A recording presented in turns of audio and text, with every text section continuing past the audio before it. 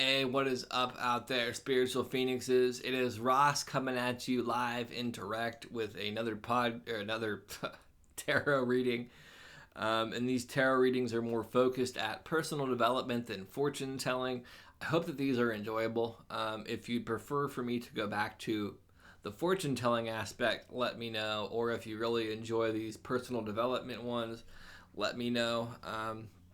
I think that these are more beneficial to the whole, and fortune telling has a lot of destructive elements in it to ourselves and to the people around us. So we'll get into the fortune telling. I mean, personal development. Wow. So the first card we have is devotion. If you notice the green border there, that's about the heart. Devotion takes a considerable amount of heart. Then you have the pink core down there. That is the emotional heart. That really is kind of diving deep into your emotions and not getting hit by the waves on top of it. Then you have the red serpent up there. That is kind of having the devotion and ability to survive material wisdom. Material wisdom really is all things decay, collapse, and end on in a very tangible sense. The spirit endures, energy transfers shape, all of that. But there is that whole concept. There's also these peacock feathers that are around her head. I had to make sure, that's why I turned the card towards me. Being devoted to bringing out your own elegance and inner beauty is incredibly important, because really beginning to spread out your own quote-unquote peacock fan is actually a very incredibly unpleasant experience, because most of us have years and years of faulty thinking, not faulty thinking, but faulty programming from other people that we began to program ourselves with. So like stretching your wings and spreading them is kind of unpleasant.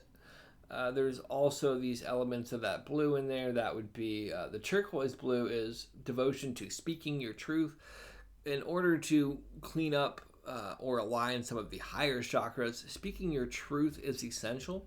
But then over time too, as you heal and pull back more layers, understanding that your truth will change in some capacity, or hopefully it should.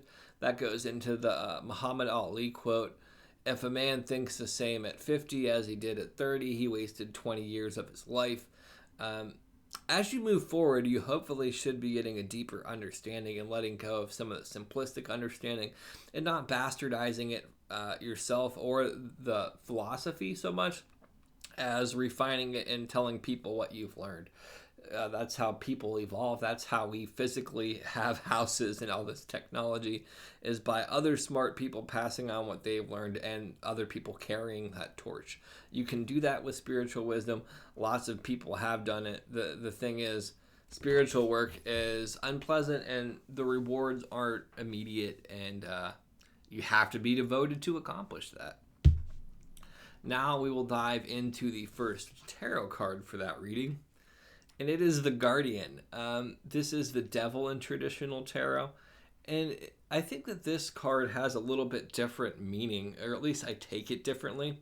So, being the Guardian, I view this as kind of, I don't want to say a test of your devotion, but that's the simplest way to put it. So I'll say that, although just remember it's kind of a placeholder word.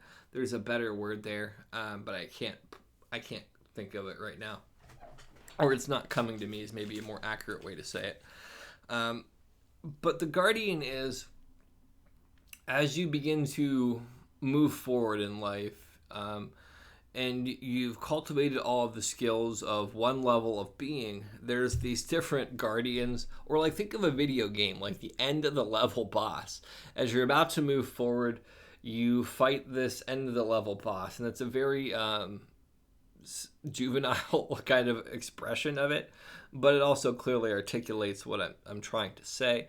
You fight this guardian, which usually is your own thinking and perspective and attachment to a situation or a way of being. Then you move past it, you learn the lessons, you kind of get all of these other tools, you have this big moment of expansion, and then you come up to another guardian. And for some of these guardians, you've learned all of the prerequisite skills to navigate them, And for some of them, you're going to struggle with them longer than others. The key thing, again, is devotion, being devoted to not being overcome by it and not giving up on it. Some of the guardians you might hit might be ones that you'll fight until it's time for you to pass away. But you have to find peace and meaning in that, because there is a deep meaning to it, and the piece of it is that's what you're here to do.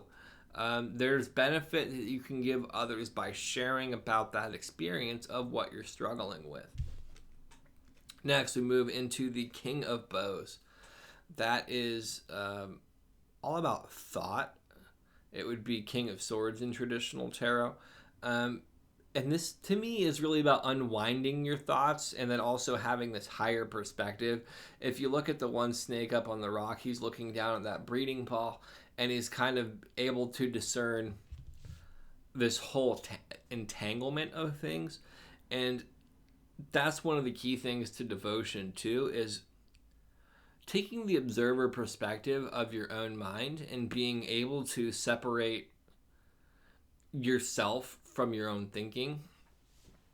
I was listening to this book on tape by Don Miguel Ruiz and Heather Ashamara, The Art of Showing Up. And one of the things he says,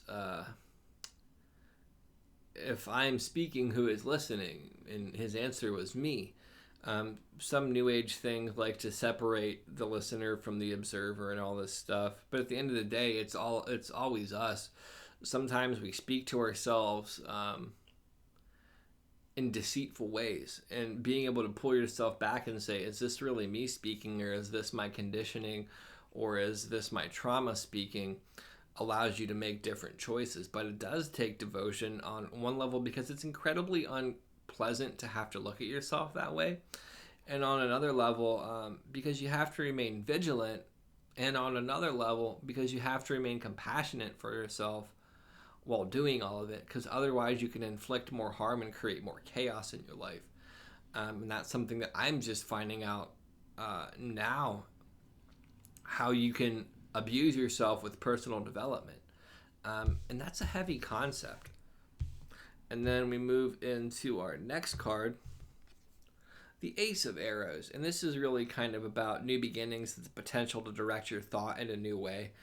This is being devoted to a new perspective on your life. In Russell Brand's book, Recovery from Our Addictions, I want to say that it is his step 11, where it is stay connected to your new perspective.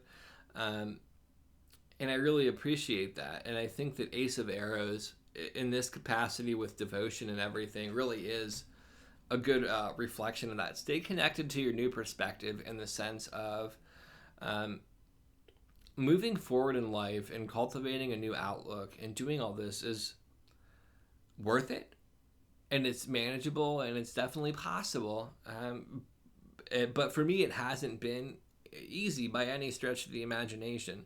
And on the outside, it can seem incredibly easy. And a lot of times, I hate to keep ragging on the New Age, but I guess it's true for me, so it's important to say it. A lot of times, New Age oversimplifies stuff and really just uses a lot of platitudes and empty catchphrases that have kernels of truth but oversimplify complex things. And really, if you're doing this right and not disassociating from reality completely, getting a new perspective isn't incredibly pleasant at times, but it's incredibly worth it. And part of the reward of that is a richer, more fuller life that I don't think you can get if you're disassociating and looking at everything through rose-colored glasses. And it's not to say that rose-colored glasses don't come up at times, because I'm able to look at really uncomfortable circumstances pleasantly after the fact. But part of that comes from really being in the difficult experiences in a really raw state and allowing myself to be vulnerable and surrendering to it and not trying to fight it and not wasting energy. And I'll say that doesn't come easily a lot of times. I wish that I could do it better at times, but it is what it is. So yeah, I hope that this helps somebody.